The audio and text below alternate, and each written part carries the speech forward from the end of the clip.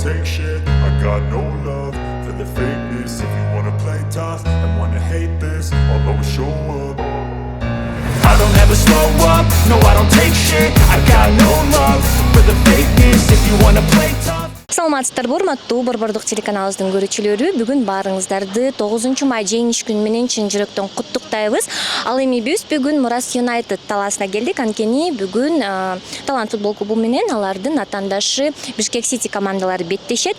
Урматтуу көрөрмандар, эске сала кетсек, өткөн оюнда Талант футбол клубу 1 упай алып жеңишке ээ болгон. Анда эмесе бүгүнкү оюн кандай болорун сиздерге өз көзүбүз менен көрсөтүп чагылдырып бермекчибиз.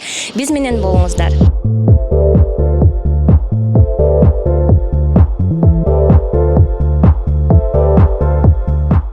Саламатсыңарбы? Биринчиден бардык ата мекендештерибизди улуттук жеңиш күнү менен куттуктап кетмекмин. Бүгүн болсо Бишкек Сити командасына каршы ойнойбуз. Биздин атаандашыбыз турнирлик жадыбалда биздин жаныбызда турат, бирок өзүңөр көргөндөй азыр турнирлик жадыбал чемпионат жаңы башталып, бүт командалар жакын бири-бирине, анан кийин ар кайсы утуш, ар кайсы упай болсо командалардын ордун алмаштырып коюшу мүмкүн. Биз болсо акыркы оюнду жеңгенден кийин өзүбүзгө көбүрөөк ишенимди кайра алып келдик командага. Анан кийин болсо бүгүн да атаандашыбыз менен жакшы оюн көрсөтөбүз деген үмүттөбүз. Бул оюнга баардык оюнчулар даяр. Бүгүн оюн талаасында бүткүл ушу аракетибизди көрсөтүп, жакшы оюн көрсөтүп, ушу 3 упай алганга ишенебиз.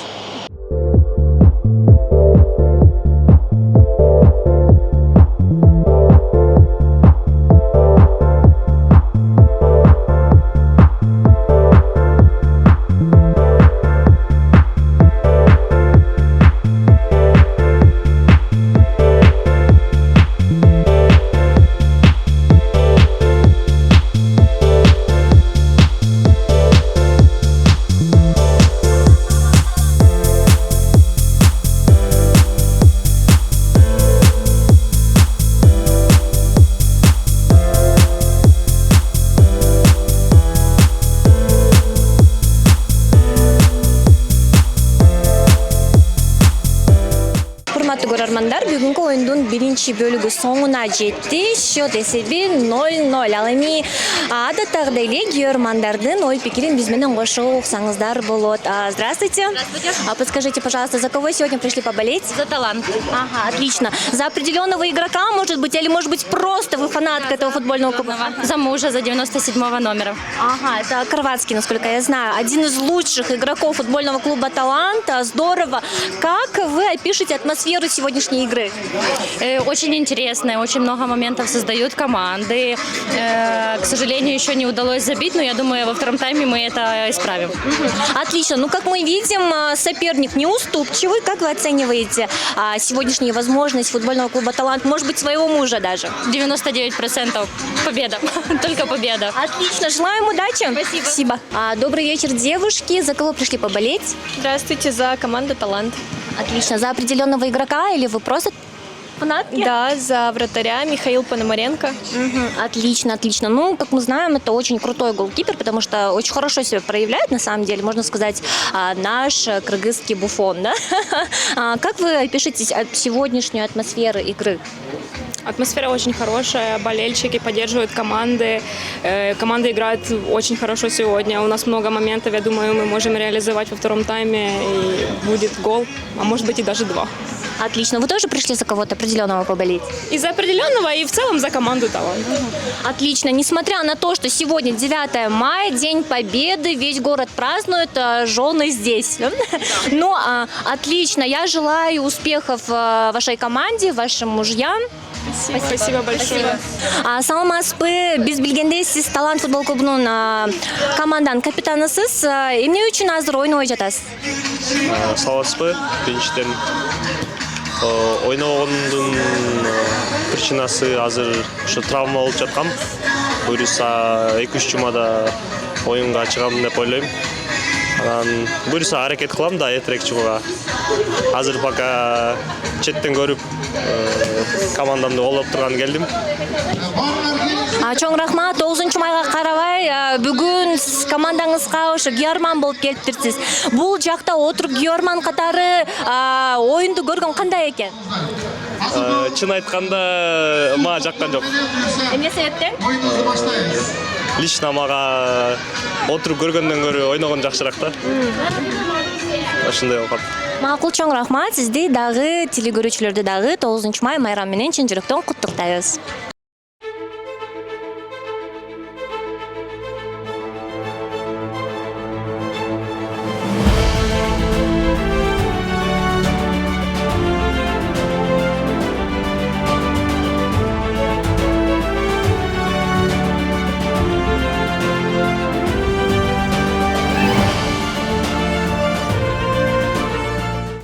Жыйынтык менен ыраазы эмеспиз. 3 упай үчүн күрөшкөнү келгенбиз. Анан оюн астында айтып кеткендей эле оор оюн болду. Эмне үчүн эми атаандашыбыз да күрөшүп жатты. Биз 3 упай алганга жакыныраак болдук деп ойлойм. Эмне үчүн энди көбүрөөк чабууларды өткөрдүк, топту көбүрөөк көзөмөлдөдүк. Экинчи бөлүктө дагы атаандашыбызды өз бөлүгүнө басып алдык. Бирок текке каршы ошол кылган моменттарыбызды голго айланта албай калдык. Бүгүн болсо ошо 1 голго чейин оюн болуп жатты го дейм. Биринчи киргизсе ошого преимуществосу болмок. Анан кийин акыркы тарапта ошол бир финальный удар жетпей калды го деп ойлойм. Бизде жакшы. Да, оюн астында да айтып келгендей ошо чеберчилик жактан бир уровеньде командаларыбыз го дейм. Менин оюмча атаандашыбыз жакшы легионерлери бар оюнчулары. Ошо биринчи бөлүктө алар болсо кичине коптук абалдарды биз жака кылып жатышты, жакшы чабуулдарды. Бирок экинчи бөлүктө биз болсо көбүрөөк чабуул өткөрдүк. Анан кийин атаандашыбыз да алмашуулардан кийин менин оюмча биз оюнду көбүрөөк контролдоп жаттык. Күйөрмандарга жакшы кооз оюн болбой калды. Эмне үчүн дегенде эки команда тең утал деп чыгып, ошон үчүн күрөштөр көп болуп жатты абдан. Анан кийин бири-бирине ошо моюн бербей күрөшүп жатышты. Бирок мындай машыктыруучулардан караганда көбүрөөк детальдерди көрүп эметкенде туура айтасыз. Топ менен ойногон чеберчилик каталарыбыз көп болуп жатты бизде дагы, атаандашыбыз дагы. Бирок ошо турнирлик жадыбалда кайсы орунда биз да атаандашыбызда жүргөндө ошондой эле бир чеберчилик көрсөттүк го дейм бүгүн тилекке каршы. Бирок мен ишенем биздин оюнчуларыбыз жакшыраак оюн көрсөтө алат. Чоңураак чеберчилик менен. Анан кийин ошо кийинки оюндарга мүмкүн өз үй талаабызда көбүрөөк көрсөтө алабыз деген ишеним бар.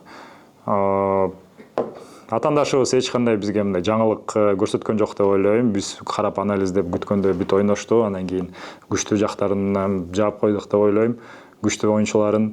Анан кийин алардын коргонуу линиясын дагы ачып жаттык. Бизде ошо голдук мүмкүнчүлүктөр көбүрөөк болду го деп ойлойм. Сиз бардык алмашууну колдонгон жоксуз, эки эле алмашууну жасадыңыз. Мунун себеби эмнеде? Балким бардыгын колдонгондо оюн өзгөрүп беле? Алмашууну кылып жатканда бир себеп болуш керек. Мүмкүн оюнчу чарчап калсабы, же оюнга кире албай калсабы, же ошо алмашууга чыгып аткан оюну бүгүнкү даярдыгы ошого ылайыктуу болсо. Бүгүн ошо ылайыктуу оюнчулар чыкты. Мүмкүн счет болсо эртерээк өзгөрүлсө дагы алмаштыруу кылмакпыз. Бирок бүгүнкү күнү ушул оюнчулар даяр. Ушул оюнчулар оюн талаасына чыгып бүгүн өзүн көрсөтө алды. Биринчи таймда алдыда болгондо жардам бергенге алдыда оюнчуга жардам берген аракет кылып аттык. Экинчи таймда деле аракет кылып аттык, просто көп мүмкүнчүлүк болгон жок алдыга жардам бергени. Анда алдыга свежийраак оюнчу чыгып ишенгем ойнойт деп. Өзүм деле аракет кылып аттык. Оюнчу болушунча эле колдон келишинче аракет кылдык утканга. Ушундай болуп калды. Итог. Эмки беттешке настрой маанай башкача болуш керек деп ойлойсуз да? Кийинки оюнга уже башкача даярданабыз го деп ойлойм.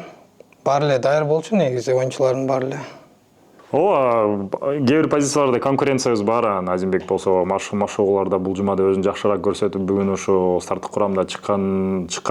Анан кийин тилекке каршы анда голдук мүмкүнчүлүк да болду. Биринчи бөлүктө киризе албай калды. Анан кийин көп топ жоготту ал жактан дагы. Анан кийин ошо алмашууга Айбек Сүкүнәлиев чыкты. Мүмкүн Азимбектен кичине жакшыраак ойноду, бирок баары бир мен мындан абдан көбүрөөк күтөм бул оюнчулардан. Азимбектен да, Айбектен дагы, бөлөк оюнчулардан да. Булардын көрсөтө ала турган потенциалы мындан чоңураак, текке каршы бүгүн анча 100% көрсөтө албай алды. В первую очередь, спасибо нашим болельщикам за поддержку в этом выездном матче.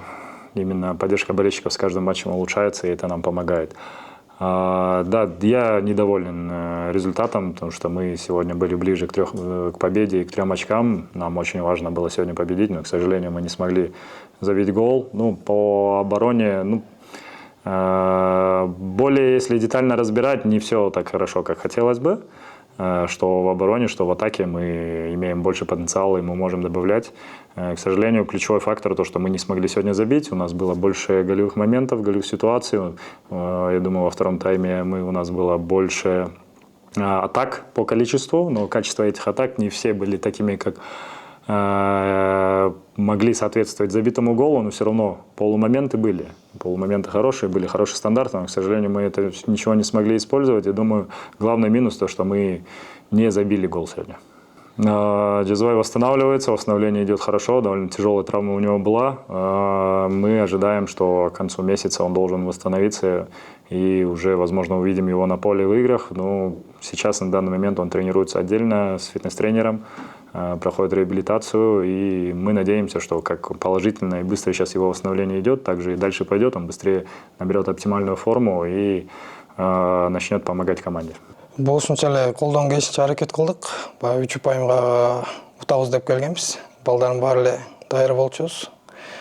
Оюн өзүбүздүн мүмкүнчүлүктөрү эле киргизе албай калдык. Может, киргизсек башкача болмок.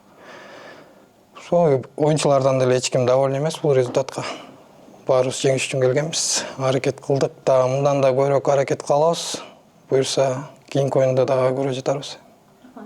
Ну, давайте я отвечу так, как я понял этот вопрос. Если вы говорите о том, что во втором тайме конструкция игры и какая-то взаимосвязь потерялась между игроками, это, в принципе, не то чтобы логично, хотя мы настаивали в перерыве на том, чтобы, наоборот, навязывать свою игру, несмотря на то, что соперник очень вертикально играет и в большей степени акцент делает на стандартных положениях, на угловых, на аутах, на штрафных ударах. То есть мы хотели, наоборот, мяч взять немножко под свой контроль.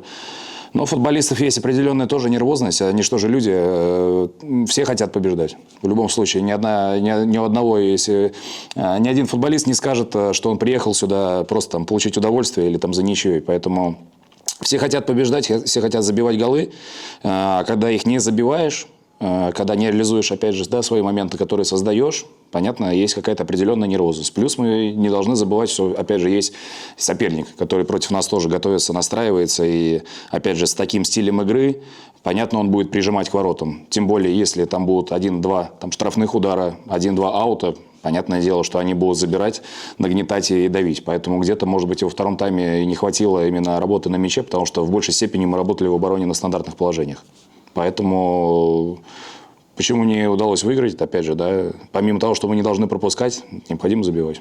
Но мы же с вами не в PlayStation играем на джойстике, когда я могу управлять футболистами, кому отдать передачу, кто должен куда бежать и так далее. То есть есть определенные моменты, которые мы проговариваем и тренируем. В момент игры футболисты сами принимают окончательное решение, через какой фланг мы играем, какому игроку лучше отдать передачу, кто в лучшей позиции находится. В первом тайме Разиев был более острым, больше открывался, больше хотел получать этот мяч, поэтому если выбирать между ним и Куванычбековым, понятное дело, Разиеву больше было приоритет, потому что больше было туда открываний. Эльчик в этом плане сегодня, к сожалению, именно в плане атаки, менее был активен. А во втором тайме, наоборот, зеркально Разиев немножко уже выпал, и поэтому и замена была, в том числе хотели именно этот фланг освежить. Да вы знаете, у нас такая серия, к сожалению, идет без побед, длительная. Но опять же, результат, понятно, мы все ради него здесь работаем, и нас оценивают по нему. Но если взять тренировочный процесс, если мы возьмем в целом структуру игры, несмотря на какие-то там моменты, понятно, что-то получается, что-то нет, все равно организация команды есть, структура команды есть. В любом случае игра в обороне, несмотря на то, что соперник, опять же, сегодня тоже достаточно в атакующей манере свои атаки проводил, и очень много вертикальных передач. И мы сегодня, в принципе, с этим справлялись, и очень такое изобилие было стандартных положений в обороне. Поэтому это основной момент, что из позитивного, что, конечно, мы не пропустили. Для нас это тоже важно, и для обороны, и для вратаря. Это тоже показатель нашей работы. Поэтому, осталось немножко нам докрутить в атаке. Я надеюсь, что в ближайшем будущем нас по-хорошему, по-футбольному прорвет. Да, двигаемся от игры к игре. Сейчас мы должны эту игру пережить, переночевать с ней, а с завтрашнего дня уже будем разбирать следующего соперника. И уже исходя из этого будем выбирать план на игру игроков, которые будут играть в недельном цикле, кто будет лучше выглядеть, кто будет готов. Потому что, надеюсь, ничего серьезного. Игорь Губанов сегодня вынужденная замена одна была по микроповреждению. Тоже это не входило в наши планы, но... Так бывает. Да, может быть, тоже стандартно я ему не ответил, свежести определенные. У нас в любом случае такая достаточно узкая обойма игроков, которые работают без замен. Плюс кубковая игра была, плюс все равно там такая достаточно малая ротация у нас. И, к сожалению, из-за этого, может быть, тоже чуть-чуть где-то физически нас не хватает. Хотя, опять же, да, по всем компонентам мы должны выдерживать 90 минут игры. Поэтому где-то возможно, да, вот чуть-чуть и то, что мы 5 игроков выпустили, в том числе не хватило свежести именно игроков, которые вышли на замену, чтобы, наоборот, дать какой-то новый импульс игрокам, которые в большей степени работают и больше времени игрового получают. Поэтому, может быть, из-за этого так показалось. Ну и опять же, еще раз повторюсь, не стоит забывать про соперника. Мы можем в многие моменты говорить и отталкиваться от себя, но соперник тоже, опять же, не дураки, да, и они тоже хотят победить, и тут надо противодействовать одному и пытаться на своих местах, сильных сторонах, да, вывести как-то. Ну, я уже сказал, да, это вынужденная замена была, он попросил замену, почувствовал небольшой спазм, я надеюсь, в большей степени, да, поберег именно, чтобы не усугубить. И сейчас пока мне ничего не сказали, но я думаю, что там завтра уже какая-то информация появится. Надеюсь, что Игорь ненадолго выбыл, и все будет хорошо, к следующей игре будет готов. Кажется, где-то хладнокровия не хватило, где-то поспешили, может быть. Надо было правильно ногу поставить или ударить правильно. Ну, все от спешки, наверное. Но я бы не сказал то, чтобы расслабились пацаны. Там игра так складывалась сама по себе. Мяч все время вверху, там подборы, все время борьба. Вот из-за этого, наверное, кто-то вовлечен в борьбу, кто-то вот со стороны из-за этого. Мне кажется, из-за этого какая-то пошла вялость.